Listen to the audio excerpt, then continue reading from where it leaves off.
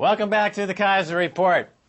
Time to welcome to the show Jim Rickards, Senior Managing Director for Market Intelligence at Omnis and co-head of the firm's practice in threat finance and market intelligence. Jim Rickards, welcome to the show. Thanks, Max. Nice to be with you. Now, let's talk about the current situation. Sure. You were talking about Goldman Sachs recently, and you said that Goldman can create shorts faster than Europe can print money. Sure. Talk about that a little bit, and talk about Merkel's ban on naked short selling. Sure. Well, one of the important things to understand about any over-the-counter product, I'm speaking specifically now about credit default swaps, but the same is true of really any derivative. Because it's a derivative, right, you're not limited by the size of the underlying. The derivative performs in accordance with the performance of the underlying, but it's not limited to the size of the underlying. So if the U.S. Treasury issues 10-year notes, they might issue, $20 billion of 10-year notes, but that's it. There's a finite quantity of 10-year notes. But when you get into credit default swaps, there's no limit on the notional value. You can have 10 billion, 20 billion. You can have a trillion or 2 trillion. As I say, there's no limit. So when Europe puts together a rescue package of, say, 1 trillion euros, firms like Goldman and others, other large banks, Deutsche Bank, Societe Generale, I mean, we shouldn't single out Goldman. There are a number of major swap counterparties. They can create 5 trillion of short-side bets through the form of credit default swaps. So my point is, whatever governments do, Wall Street can do it in larger size because they're unlimited, because it's just, it's contractual, it comes out of thin air. So they can sort of defeat any government. So what we're seeing with Angela Merkel, finally, at last, the governments are standing up and saying, no, we're not going to allow this system to go any further. The day when, investment banks can push around countries has come to an end. Beginning now, the countries are going to push Wall Street back in their box where they belong. And I did read, it's interesting, I read the French were a little bit annoyed at what the Germans had done, but I have to believe that the reason the French were annoyed was because they didn't do it themselves. In other words, I don't think they opposed what the Germans did. They probably just didn't like the fact that the Germans went out and did it on their own. But I give Merkel credit for leadership, for vision. She knows what needs to be done. My expectation is that other countries will follow, that we'll see some sort of European-wide ban. There's similar things going on in the United States, not a done deal yet, but some of the stronger language in the financial regulation reform bill would point in the same direction. So hopefully we can ban these naked short credit default swaps completely. Right. Naked short selling, correct me if I'm wrong here, but isn't it equivalent to counterfeiting? Well, counterfeiting's, I try to stick to more technical terms. I guess it's one way to look at it. It's by itself. The reason I ask, Jim, hold on, Jim. The reason I ask is that you've got the market-making mechanism down there, the specialist system. It cannot differentiate between a real sell order and a naked sell order. If you have that knowledge and you're one of these investment banks that can create an unlimited number of naked short sales, you can fool, essentially, the specialist into thinking you've got legitimate sales orders, and you're forcing that price down, and you're manipulating the price down with something that has no cash basis. If it has no cash basis, how can you not say that's counterfeiting?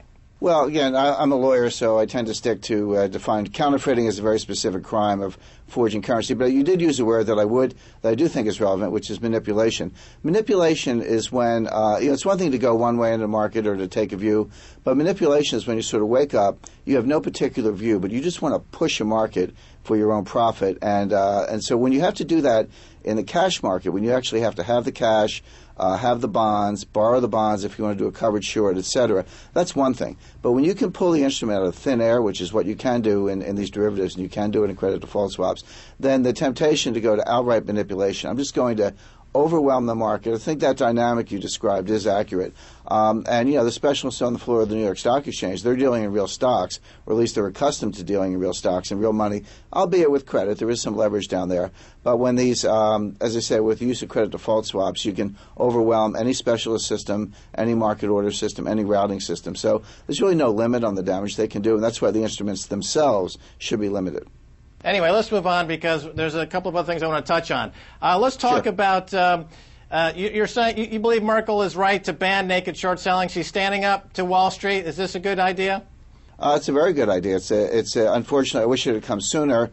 I said, I think if they had done something like this last fall, the Greek crisis really caught fire right around December 1st, and there was a chance to contain it then and there. And if Europe had stood up and said, we're going to ban, naked short selling, naked credit default swaps, swaps that have no where you have no interest in the bonds. Your only interest is to destroy a country.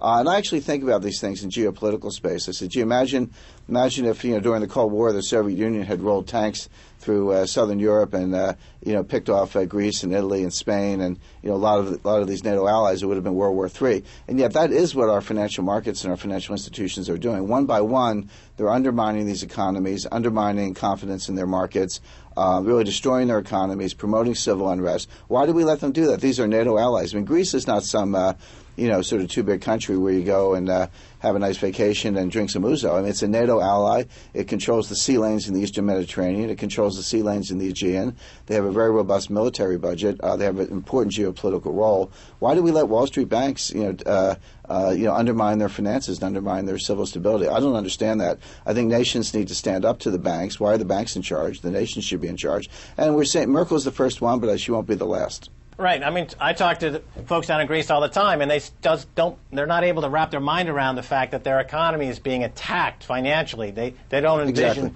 financial instruments as being weaponized, even though the evidence around them is all around them. Now, so I would think that because Merkel's standing up to these attacks, that it would actually be a net benefit to the euro and not a reason to sell it off. What do you see as the prognosis for the euro? Well, the euro has a lot of problems, but I agree on a net basis, this is a step in the right direction. I would actually have a little more confidence in the euro. Now, it'd be interesting to see what happens next because Merkel's out there alone. Now, will Sarkozy join? Will Greece join? Now, by the way, these are very small markets. The standard answer is, who cares what Germany does? We'll just move the trading to London. Well, maybe, but why would London want to be the center of highly disruptive, highly manipulative, highly destructive activities? Does London want to raise its hands and say, we're the capital of wealth destruction here. Bring it on, do whatever you want. So I'm hoping that there would be some momentum to ban these products across the board, and that would be a very positive thing. It would be good for the euro. Europe has a lot of problems, by the way. And look, let's not ignore the fact that there are serious fiscal problems in this country. No one denies the fact that Greece's budget is out of order. Some of these other budgets are out of balance. They've got too many benefits. The pension age is too low. The pension benefits are too high. The productivity is too low. There are serious fiscal and economic problems in these countries that need to be addressed. Probably need to be addressed through some kind of austerity, although personally I would favor more of a supply side solution where you actually, if you want to use fiscal policy, don't use the spending side, use the tax side. Lower taxes a little bit and create productivity. So it's going to be a hard time finding their way out of this. But why are we making it worse in the meantime? Why are we taking a bad situation and making it worse with these? And I think weaponized is that's a term I've used in the past. I think we've weaponized finance and we're destroying countries. Right, and it seems like the policies, the mindset on Wall Street is really not even about austerity. It's about punishing using wealth confiscation. Well, I agree. It's kind of confiscation. I think it's really based on greed. I mean, I don't know where ethics went. I mean, I started in finance, over 30 years ago, and I actually started my career at Citibank. And in those days, when we made a loan, we expected to get paid back. We thought hard about how we were going to get paid back. We were trained to think of how your loan performed throughout the business cycle. So you make a loan in good times. That wasn't the end of the analysis. You had to say, okay, what if the business cycle turns? What if the credit cycle turns? What if orders dry up? Will my borrower still be able to repay the loan? That's the way we were trained. 30 years later, that's all out the door. I mean, people make loans. They don't care if they're going to get repaid because they figure they'll just sell it to the next guy.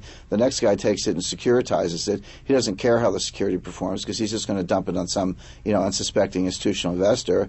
The rating agencies are corrupt. I mean, this story has been very well vetted, but my point is the kind of relationship with the borrower, the moral, ethical, and legal underpinnings of the market have been completely abandoned. People say, let's have free markets, let's let people do what we want. Well, that's not a free market, that's a rigged market. A free market operates under the rule of law. It has boundaries, it has rules, and it has to internalize ethics. And without that, it's just the law of the jungle, and that's what we're seeing. So I think the driver, I actually don't think the bankers at Goldman and elsewhere really care about the geopolitics of it or care about civil unrest. I think they just care about making money. And, it's unfortunate that it's kind of ironic, actually, in the 1980s, we had that movie Wall Street, and, the sequel is about to come out very soon. But, Michael Douglas gave this very famous speech as Gordon Gekko. He took the microphone and said, greed, for want of a better word, is good. And when he did that, and Oliver Stone was the director and producer, they intended that to be ironic, satiric. They didn't intend people to take it seriously. Unfortunately, people did take it seriously. They said, oh, yeah, greed is good. I mean, for 1,500 years of Western civilization, greed was one of the 7 cardinal sins. It was one of the things that would send you straight to hell. But suddenly greed was good. Now we're seeing the consequences of that.